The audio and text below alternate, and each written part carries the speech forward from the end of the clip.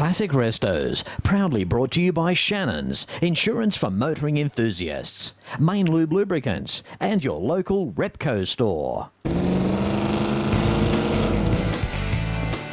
G'day, I'm Fletch, and this is Classic Restos. It's the classic car show that showcases vehicles from yesteryear. These are the lucky ones. These vehicles have survived. So sit back, relax, and enjoy Australia's most favourite classic car show, Classic Restos. G'day and welcome to another episode of Classic Restos. Of course not possible without the continued support of Shannons Insurance, Main Lube Lubricants and your local Repco store throughout Australia and New Zealand. Shannons Insurance, what an amazing company. If you're with Shannons, great. If you're not, you should be. Pick up the phone, give them a call, 134646, or visit shannons.com.au where you can insure something such as this. Then there's Main Lube Lubricants. How would you like to know what's happening on the inside of your mechanical device? Well, it's simple. All you have to do is send away a small oil sample to Main Lube. They'll do an analysis, then give you a report. Give them a call, mainlube.com.au. And isn't it nice to receive experience over the counter at your local Repco store? $50 million worth of more parts for more cars. Visit Repco online at repco.com.au, or better still, call into your local Repco store located throughout Australia and New Zealand. On today's show, I have travelled to Victoria's High Country in the central north of the state to the regional township of Jamieson. Victoria's High Country just has so much to offer you. And if you're into classic vehicles and auto memorabilia, well then the Bimby Classic Vehicle and Memorabilia Museum is a must-see. The Bimby Car and Memorabilia Museum is open weekdays 9 a.m. to 5 p.m. or by appointment. Entry is a gold coin donation to the charity of your choice, and it's located at 45 Waterson Road, Jamieson, Victoria. Check them out at info@bimby-museum.com. This here, Steve's got all the bottles. It's like the lady in the post office. She's really special because she's got all the stamps. Steve, he's got all the bottles.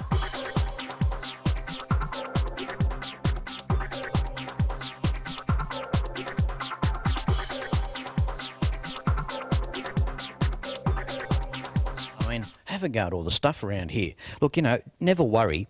If you think that your shirt might need an iron, well, don't worry too much about it, because you don't want to get the feeling as though you're locked into things. Because when you're locked into things, you might start losing the plot, and then you won't be on the level anymore. And you can't have that. But at the end of the day, don't worry, because we've got it filmed, and it's all on tape. Here we go, the Bimby Museum, Memorabilia, Classic Vehicles. Steve, welcome to the show. Thank you, Fletch. Mate, thanks for the invitation here. That's all right, no worries. I hope I haven't put you out. Nah, you never put us out. Mate, you've got some stuff here. It's like a kid in a candy store. Don't know where to look next. But the first car I'd like to talk about is this Vauxhall here. Now, what's the history there? Well, that's a 1956 Vauxhall made in Adelaide by General Motors Holden. And it's one owner. The original bloke died that owned it, and I brought it off. Was the car that bad? Yeah, it looked the same as that. That's why I'm keeping it the original, 100% original. I've got a comment on it too. It's the same model that was used in the World's Fastest Indian movie as well. Anthony Hopkins drove that in the movie. No, it was the model after. Oh, you could have just agreed with me. Yeah, I know. How long have you had it? That one, probably about 4 or 5 years. That one. Now, nothing in here is for sale, right? No, nothing for sale. Well, I guess if you start selling stuff, well, then it won't be a museum anymore. That's dead right. Before we go on any further, too, gold coin donation too. It's all for charity here. I think you stand for a real good thing here, Steve. Yeah, that's about it. It's all for charity. We do weddings and everything for charity. It's all for charity donation to the hospitals and the fire brigade and everybody else we can think of. Yeah. About 6 different charities we collect for. I want to go and talk about this EJ here. Yeah, right. We'll go have a look. Right. This one, Fletch. Come this way. Yeah, well, that's a 1962 EJ. I bought that probably 16 years ago. It was rusted out and we fixed it up, and I think it had about 15 to 16,000 on it then. Now it's got 72 or 78,000 on it, something like that now. It must be amazing finding these old cars, because I can't seem to find any. No, well, they hide them. You just got to wait for them to come up. The advantages too of being in a regional part of the state as well. Yeah, well, that probably helps a lot because I've brought some good ones this year, and they've been good cars, one owners, you know. And the plan is just to keep them as is, right? Yeah, well, that's why the people offered them to me, because I got the museum and I brought a couple of new cars and stuff. I've got them. Oh, well, I even just brought one from Tassie as well, so I've got to go and collect that yet. It's unreal. I mean, I'd love to show you and talk about every car that's in here, but it's going to be physically impossible. We've got Studebaker Lock. Oh, we'll go on. Let's go have a look at that. Oh, this one belongs to a mate of mine, Scott McKenzie. It's a 1963 Studebaker Lock. It's a V8. Policemen used to use them as police cars. Now they're just, people are collecting them. This is perfect on the inside. It hasn't got a mark on it. It's one owner, fully original car. The Studebaker Larks back in the day too, the option, you could get a supercharger on those. Yeah, I believe so. I haven't seen one with a supercharger on it, but I believe, yeah. No, it's awesome. And what I love too, I mean, they're just so preserved in here. I mean, well, obviously, museum, but when you see cars like this, it means just so much more. Yeah, it sure does. Yeah, they're well looked after. Well, this was sitting under my mate's house, and the bats were piddling and pooing on it and everything else. So as bats do. Yeah, so I keep it in here, and we just try to keep it all pretty spotless and keep it for him. Yeah, they all go. They're all registered on the road, so it's a good thing about them. We use them now and again. I think you come and take this one out in another month or so. And up in the corner, 1956 Buick. Have a look at this. Let's go and talk about this one, Steve. Rightio, okie-doke, please. Hey, geez. It's like I feel like a rat in a cheese shop. 1956 Century. Oh, you know, I've got a lot of time for Buicks. They're an incredible car. I mean, they had so much pride in the workmanship back in the day. 1956, stamped on the grille. I mean, you wouldn't find that today. Imagine a car being built today and they put the year model around the grill area. Yeah, I don't think they'd do that. Too frightened it'll fall apart. What's the story on this particular car, Steve? Well, this was restored probably 20 years ago, this was. And at the time it was one of three in Australia, but now the American dollar's so low and we're so high, there's been a stack of imports come into Australia now. Two-door pillarless. We use it for weddings and stuff. It's all leather seats and everything in it, and it's got the original motor, which is a nail head motor, and it's a 322 V8. We will. I had the advantage of driving when I was in New Zealand at Americana a couple of years ago. A guy by the name of Bryce Barnett, he was good enough to lend us his 56 Buick for the day, and we did a couple of 100 kilometres in it, and it was just an incredible old car to drive. It was so whisper quiet and smooth, and it's hard to believe that you can drive a car that is in fact so old yet feels so good. Yeah, they're so smooth on the road. The suspension on them's very floaty. You float along the road, and the automatic in it is you can't feel any of the gears change. You know what I mean? Like an automatic, it's not just keeps the more you rev it, the faster it goes. And quite often too, the heavier a car too, the nicer that a transmission under load will change as well. Back to the suspension. Interesting point too. A lot of American cars were designed for the turnpikes in the United States where roads are just superb. They're so smooth. That's why a lot of the models got to Australia and had suspension problems back in the early days, and they had to be re-engineered for Australian conditions. Well, that's dead right. The same thing with this is if you take it on a windy road, when you go around the corner you think it's going to fall over because there's so much body roll in it, because that's the way they're built, for the straight stretch. Yeah, it's like a man leaving the pub with a wobbly boot on. He fall over as well, yeah. Or two wobbly boots. Oh, that's great. This is great. Oh, look, we're at Bimby Auto Museum here with Steve. We're having a ball. This stuff in here is great. Welcome back. Of course, not possible without the continued support of Shannons Insurance, Main Lube and Repco. Steve, the memorabilia here, where do you start? Oh, it's hard to say. You just wander through the place and look, yeah. Everything going back to the 1800s and early 1900s, there's a bit of everything. These are buddy taps and die set, which goes back to during the war. It was pinched off the Germans over in desert. Whole heap of unhappy Germans. Yeah, and this is for setting up the diffs in 48 215s and FJs, bloody harmonic balancer puller for the FX FJs, all the old grey motors. You like your Holdens, don't you? Yeah, it's mostly all Holdens we try to have here, but you can only go so far. You got to change and keep everybody else happy. It stands to good reason. I mean, a huge legacy in Australia is our very own car, our Holden.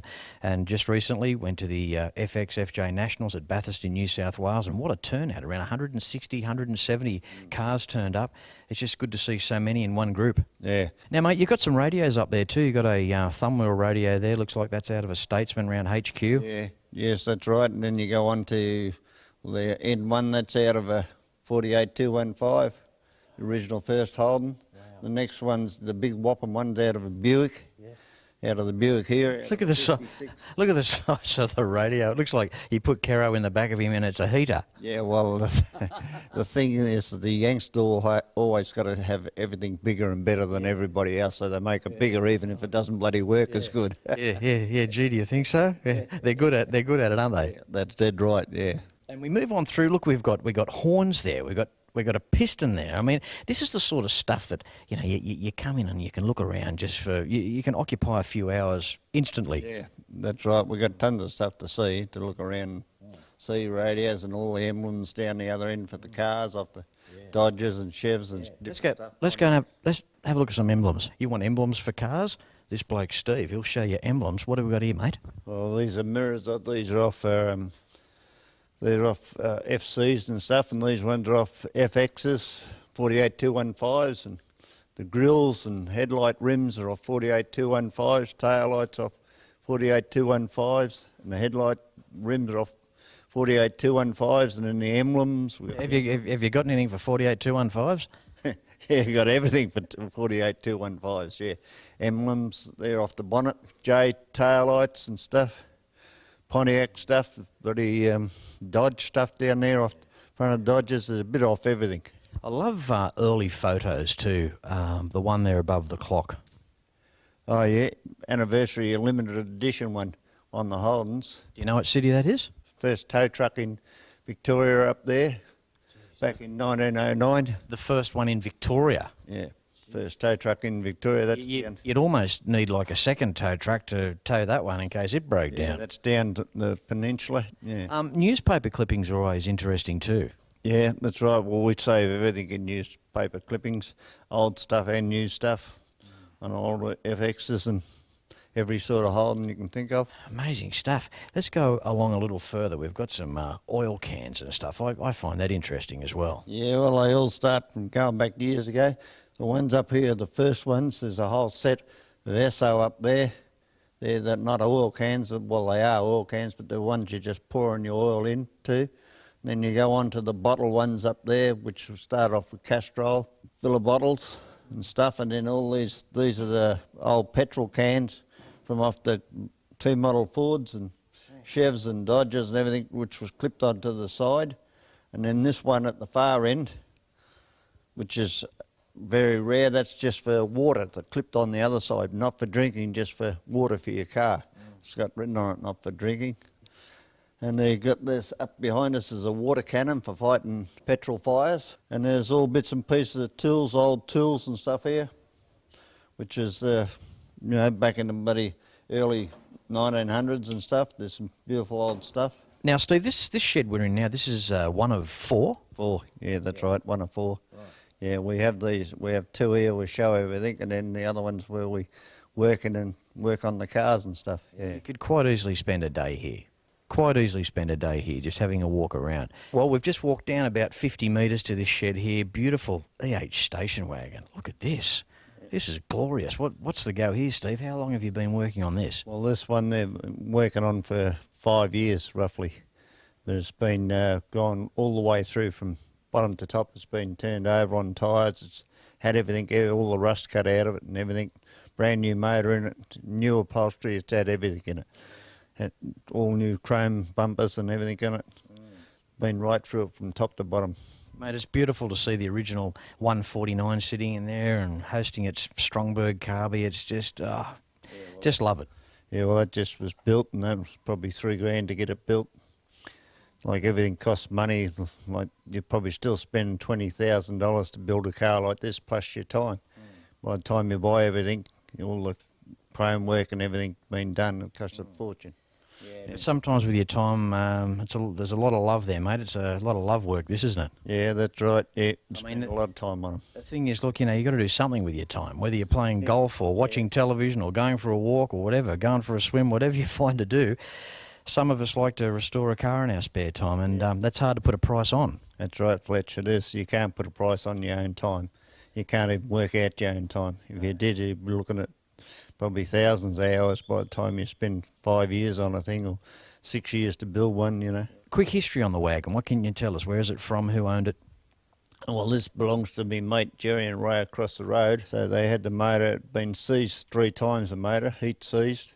So they stripped the motor down. No expecting to be cracks in the bore or crack in the head and everything. They stripped it down and had it checked over, right over, and they couldn't find a crack in it. The pistons were cracked from one side to the other, one side of the gudgeon to the other side, and they just put new pistons in. I had it rebored, it was 40 thou oversized, had it rebored and everything, and it's back to original. It's got a mild cam in it and everything, so it should do pretty good. Didn't they used to build good engines back in the day, eh? I mean, considering, what they used to go through, and they didn't have big cooling systems. They used to run hot. They used to literally boil sometimes and just sit on the side of the road. They'd cool down, turn the key, off you'd go again. I mean, so much to be said for them. It's an absolute pleasure talking to this bloke here today. You're watching the Bimby Museum on today's episode of Classic Restos. Now, welcome back, moving through Bimby Museum. Steve, what do you got? I'd like to show you, this is an intake for the fan, for the heater inside the 48215s. This was made back in the 50s. This is a pretty clever idea, I think. Yeah, well, this part here used to bolt to the top of your water pump and go in through the wall, and your fan used to blow the air through to your heater inside, and it has demisters on the top, and this is the air for the demisters running off your fan of your car, which they don't do nowadays. Everything's bloody electrical, computerised or something, but this is a genius idea back in the 50s. So what an invention, and all from one man and his snorkel idea. Yeah, that's right. Yeah, but it's like something off Mr. Snuffleupagus. Yeah, it does, and the heater's better. The heater for the demisters is a bit of copper pipe, squeeze both ends with holes drilled in it to blow the air up onto the windscreen as demisters. Jeez, that's clever. That's clever. Pretty clever. All right. Well, let's go into shed 1400 because you got to show me some more holes up there. Oh yeah, no worries, Fletch. Yeah, we shall do. What do we got here, Steve? We got 1957 FE Holden, Fletch. This is one owner. It's done 56,000 miles, and it's got 178 pounds worth of extras on it back in its days. One owner. How can a car so old just have one owner and be sitting here? It's what a score. Yeah, you find them everywhere. Yeah, well, of course you would. Yeah. Oh, I can't, but So you can. Yeah, so she's got everything. Oh, you're closing it now. Oh. No, it's got a wraparound radio in it, and it's original sun visor. It's got original Venetian blinds, and the side mirrors on it are all original. Protectors on the headlights, they're all original. Everything's original, and this is... these are genuine NASCO accessories, right? Yep. And this is the emblem for the bonnet, this one. That's the standard one. This is special what you put them on. It's got door scuffs on the doors, as you can see. It's got everything on it. The interior is absolutely gorgeous too. That original interior? Yeah, it's all original. The only thing we've done with it was faded, so it's been repainted again, inside and out. Yeah. That's amazing. Absolutely outstanding. Now, the 138 Grandin, has anything happened there? No, not really. No, it's a bit tappety and stuff, but that's, yeah, so she gets bits and pieces of trouble with it, but it's all right. Bit like Fletchy, bit tappety, hasn't had a rebuild. Yeah, that's right, yeah. Yeah, I think last year when I took it out, I blew a radiator in it. What an outstanding old car. I've made comment too in lots of other episodes of Classic Restos as well, the amount of chrome that Holden back in the day were generous enough to grace these cars with. That's dead right. I think paint was dearer. Steve, beautiful car. Now, speaking of beautiful cars, you've also done a custom, which was many years in the build too, with this ute. We should go and have a talk about that. No worries then. Yeah. If you want to have a look, we'll have a look at it. Right, have a look at this. I think you'll find it pretty interesting. Okay, now we've hit the Department of Cleverness now. Steve, run us through quickly the modifications that you have done to create this ute. Yeah, well, this ute is it's a 1957. It's got a 186 in it, twin carbs, extractors, fully balanced, light and flywheel, yellow terra head. It's got everything on it, and it's got a HR front end, disc brake front end under it. It's got a 3-speed full synchro box, a different diff in it. It's got everything done to it, and it used to be a sedan. Okay, now you're listening. So far you're probably thinking, boy, it's a bitzer. And yeah, it possibly is. But tell us what you've done structurally. Yeah, well, it used to be a sedan, so I cut the sedan down. And out of the original ute I had, I just kept the top of it. And then I've cut it through at wheel arch height all the way through. Doors have been plated half the way up, and the whole car's been plated right to the tail end halfway up. It's had new floors in the back. It's got all new panels. Not new panels, they've all been MIG welded. All the panels have been done up right throughout the back of it, and it's just brought it into a nice original car. Like I said, I've had it 34 years, and I used to use this for work. It used to be my work car, and it's been 7 different colours in its time. The gamut of the full rainbow. Yeah, that's about dead right. Well, it started off the light blue, what they used to have, and then it went canary yellow, then it went white, then it went red, then it went pearl, then it went gunmetal grey, and then it went with 2-packed gunmetal grey after that. Yes. So every a few colours. So every couple of months when different people were after you, you just changed the colour of the car. No, you've got to think this is over 34 years. Oh, that is amazing. Well, Steve, it's just it's incredible what you've done to this particular car, and you've still got it. You know, how many people you're watching and thinking of all the cars you've had and you've sold and regretting it, and you've hung on to yours. Yeah, I've hung on to all of them nearly. Steve, I just want to take this opportunity to thank you so much for letting me come in here today and having a film around and a chat with yourself. And it's just you know, a bit of the museum here, but good on you, mate. I take my hat off to you. No, thank you very much, Fletch, for coming and doing the interview for us. That's right. Thank you. Now, I've got a lot of admiration for the early Holdens, and especially some of the speeds that they're capable of doing when you modify them for the track. Now, quite a few years ago now on Classic Restos, we had the privilege of mounting the camera inside a humpy at Eastern Creek. Yeah. So we'll leave on that note. Check out this footage from an FJ Holden at Eastern Creek.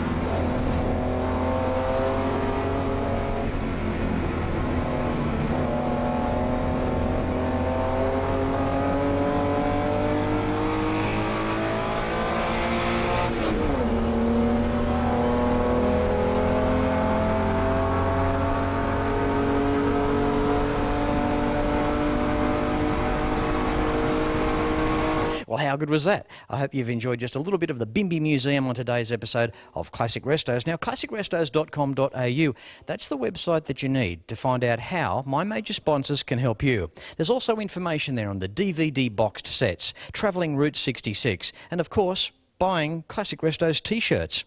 Again, classicrestos.com.au for more information. As I say at the end of every show, no matter where you're watching Classic Restos from, until next week, please ride and drive safe. I'm Fletch, and I thank you very much for watching. Don't forget to like Classic Restos on Facebook.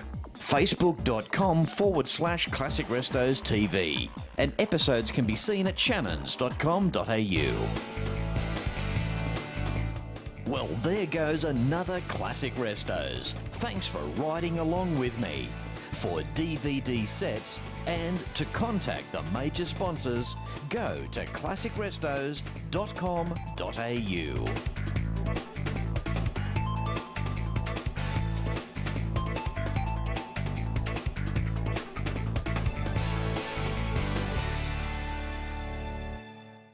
Classic Restos, proudly brought to you by Shannons, insurance for motoring enthusiasts, Main Lube Lubricants, and your local Repco store.